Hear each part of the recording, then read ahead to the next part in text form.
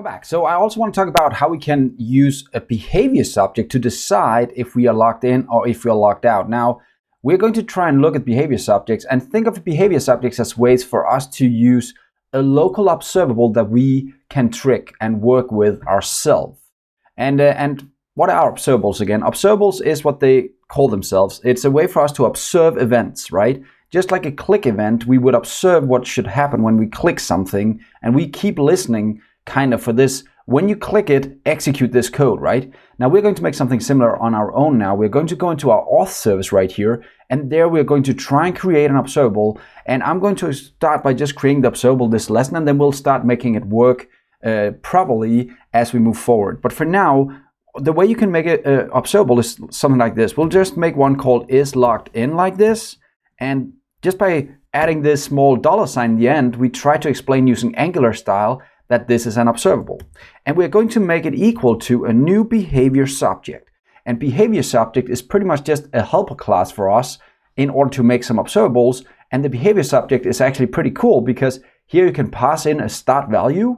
So we can pass in what the behavior subject, what is the state of that subject right now, meaning if we are logged in or we are logged out, we can actually pass that in right away. And how could we do that? Well, in our case, we have something called getToken, which will probably know if we're logged in or logged out at the current time. So we'll pass that in here by saying getToken.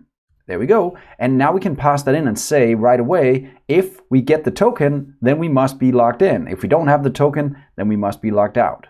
So right here, the token is just a string. So we'll try and explain to the behavior subject that either you're going to pass back a string or you're going to pass back null if we don't find any token in this list. And now we can use that to kind of say, when this is triggered in the future, we know if we're logged in or logged out. Sweet. So let's try and jump into is logged in right here. How do we use that? So what we can do is we can go into our component again, the app component. And with the auth service in the constructor right here, we can actually, from the beginning right here, we can say, I would like to ask if we are logged in or not. With that in place, we can start subscribing to this guy, subscribing, just like we would with our HTTP client when we kind of ask for a request. Now we can start subscribing to this one as well. And what will happen is every time next is called inside that setup, we'll actually get an event back to us. And I'll talk more about that next lesson, but for now, just expect that whenever something changes in this, it'll return a value for us. In our case, it's going to be the JWT token right here that's going to return. And we can use that in our code now to decide if we're logged in or not.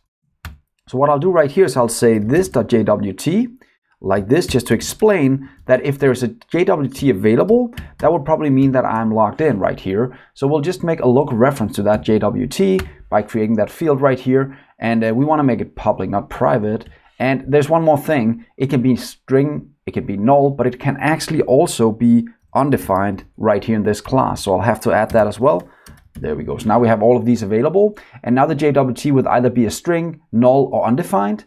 And as soon as we start the class right here, the app component, it'll start listening for changes to this string right here. So that means now we have a dynamic way to listen if we're logged in or we're not logged in. Another thing you should notice is if we go back right here, as soon as this is being subscribed, it'll actually go and get the token as it is right now, and it'll pass that in by calling this method down here. I know it's kind of complex, but now we're actually listening if we're logged in or not. So that's how a behavior subject works, and now we actually have subscribed to that, and we will keep listening until somebody unsubscribes to this event down here. So now we're listening if we're logged in or not. We just need to use it now, and we can do that in different ways. What I'm going to do is just make an else is right here. So I'll make an ngIf right here, just to keep it as simple as possible, ngIf, and I'll say if there's a JWT, then I want to be able to, actually if there's not a JWT, then I want to be able to log in. Else I want to show an ng template, and I just want to say it's going to be called logout template like this, logout temp. So I want to show this one if I'm not logged in, and then we'll just create that ng template. You already seen this a few times, so I'll just do it a bit quickly right here. We'll add an ng logout template right there, and there we'll pass in this router login, logout thing right here. So now we have, if we're logged out, we'll see the login button. If we're logged in, we'll see this logout button. Let's try and see this in action now. If we go back to our view, and now you'll see because there's a token, I actually have logout. Even if I refresh the page, I have logout only. If I log out and there's no token, I'll refresh the page. Now notice it's not here right now because we are not done with the behavior subject, but you'll notice if I refresh the page, it'll know now that we need to log in.